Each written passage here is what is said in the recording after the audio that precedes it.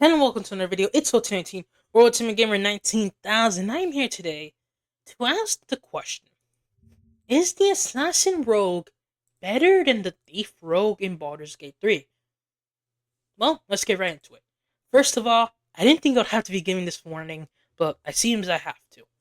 If you're gonna leave a mean-spirited comment or a comment that can be seen as hateful, don't leave it.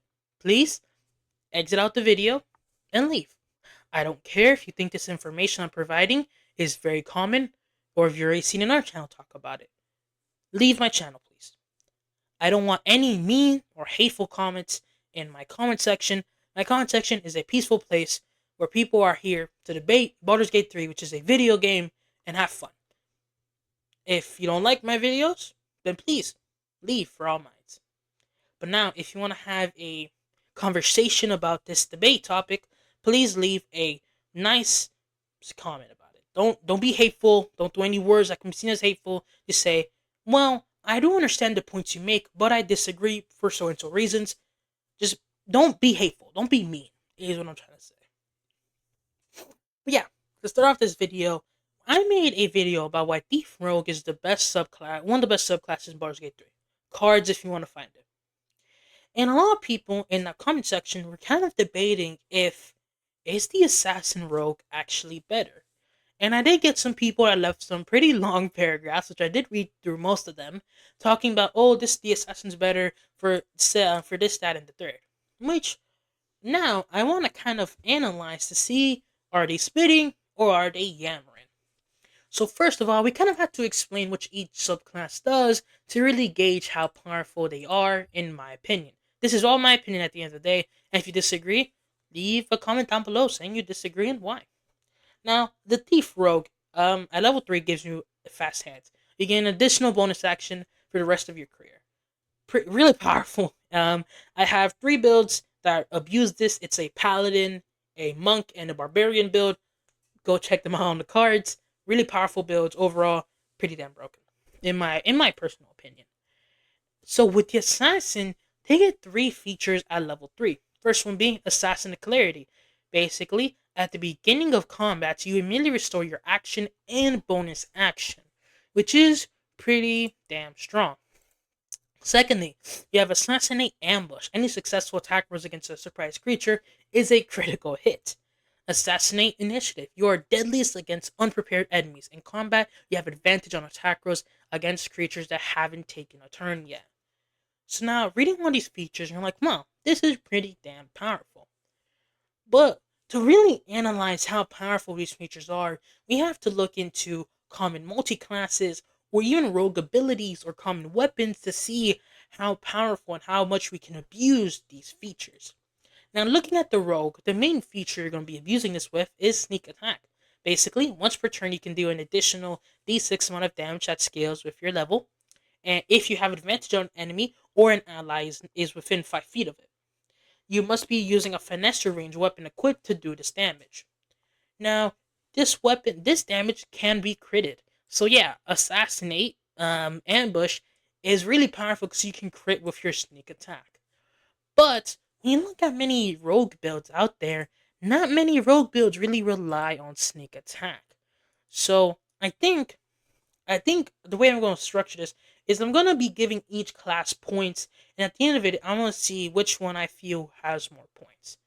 So first of all, the first problem I have with the Assassin subclass is that it requires you to change up your playstyle.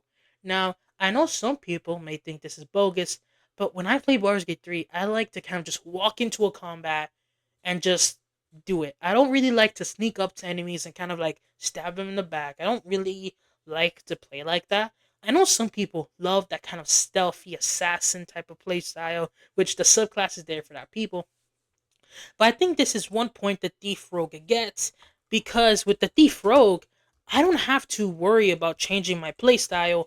I can just simply do the playstyle as I still do it. I don't have to change anything on how I play. I can simply just play the same as I do, and I don't have to change anything, which for me is a pretty massive benefit. But again, this is subjective because of me. So if you want to, you can completely ignore this if you want to.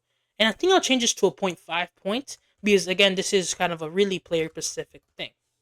Now, when I was looking online for Thief Rogue, for Assassin Rogue builds, and when I was like overall creating them, I did make one build, my Shadow Monk build. I think that's on my cards, so check up there if I didn't already for now. There is a reasonable option of picking the assassin subclass because with that build, it really is focused on like kind of sneaking up, being shadowy, and getting your assassinate feature. You can do that. But again, I feel like with that build, Thief is better for certain reasons. And now I do understand that the assassin does get you an additional action and bonus action in combat. I do understand that.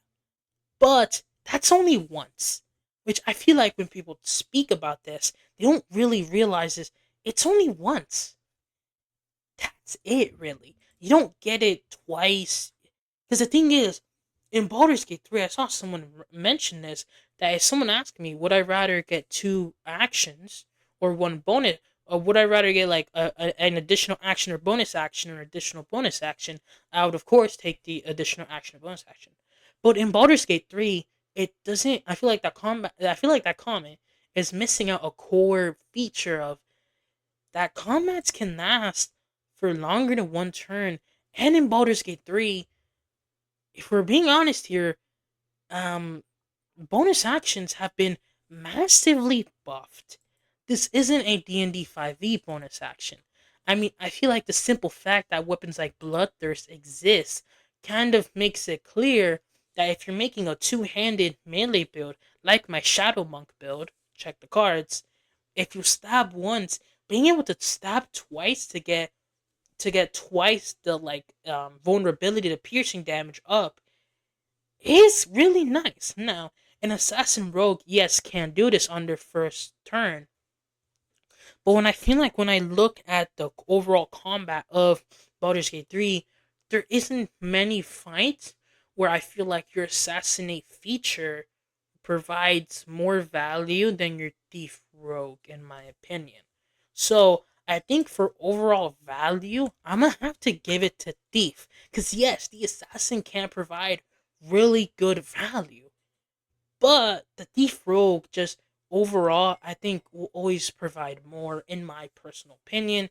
Also, the thief rogue, you can heal, you can take two potions, you can take all of this, which is pretty nice. Again, it is subjective. But another thing is, with the assassin, the main feature of the assassin is kind of picking off one enemy and full on just taking him out of combat, which is pretty nice. Now, the main encounters I'm thinking where the assassinate feature is nice is when you're fighting not Kifrak Boss, the Gif Yankee before you enter the Astral Prism. Oh, spoilers, by the way, if you guys don't already know. The Gif Yankee when you enter the Astral Prism, I mean, you can just really go up to him and just stab him, like assassinate him right there. With the Gortash fight, you could probably get that if you take a potion of invisibility. Then you can do it. Not the Orin fight because there's a whole cutscene there. Mm. What other fights? Like that are massive. Not two. Not the attack on last night in the last what's his face Ketrick Doran boss fight where like you're in the Mind Flayer colony before you before he goes into his massive Merkle form, you could get your assassinate feature and automatically make him go into his Merkle form because you do radzillions of damage, which I do understand, I do get it, but you still have to fight him in his Merkle form without any of your assassin features. So again, if you want to kill one specific enemy, if you want to target it and just murder it because you're annoyed, you don't like him, he's been causing you to wipe out a little too much, then yeah, the assassin does overall get more benefits from that reason. And I guess you could also debate is killing one problematic boss worth losing out on the sustained damage the Thief Rogue provides? For me, I will always take the sustain damage because I feel like sustain is always better than burst. But again, that's really up to you. So I think, in my personal opinion, the because again, with these subclasses, it really is dependent on playstyles. And I personally like more dependent damage, damage you can depend on. So I think this is another point for the Thief Rogue here. And now another point I saw that I want to kind of like debunk, is saying that in only Thief Rogue becomes powerful in late tiers of play where you have near infinite resources. And I want to say that's kind of bullcrap. If you're playing a monk at 6 levels and you dip out to Thief Rogue, which is the commonly known thing, you can get to level 9. Some people get in Act 1, but most people get in Act 2. And 6 levels of monk is more than enough key points if you're using your monk's restorative amulet thing and all that. Is more than enough key points to being able to flurry of blows twice per turn and just fully incinerating your enemies. So now, I guess Neuroso is the debate that if you're taking Thief Rogue, a crit, because I think a critical hit, vulnerability is stronger than critical hit. So, it's just a weird thing because you will get crit and vulnerability. Hmm. So I guess it's really a thing. It's like, is two daggers attacked equal to critting? Because they're both daggers attack if you're using your offhand weapon with the bloodthirst in your main hand. Then both of them will have vulnerability inherently. They will both have vulnerability. But will it be more worth it to get that one crit once per thing? Because then you roll into initiative. Is it more worth it to get that one crit that has vulnerability plus? Because I wonder if it does the vulnerability or the critical hit first. I think I think for this, I wonder how that stacks up. Because if it's crit then vulnerability, then that's much stronger. But if it's vulnerability then crit, that's much weaker. So I think we're for the sake of devil's advocate, we're gonna do crit then vulnerability for the sake of how damage adds up. Overall, is it better to just attack with 2 daggers and just being able to proc that vulnerability twice? And then when you get outside of that first round and you get into the further rounds of the game, being able to attack twice, gaining additional vulnerability is nice. Here's the thing. In my personal opinion, I can see where the assassin rogue crowd comes from. I can see their vision. I can see their things. But in my personal opinion, I feel like the thief rogue will always just out damage the assassin, in my personal opinion.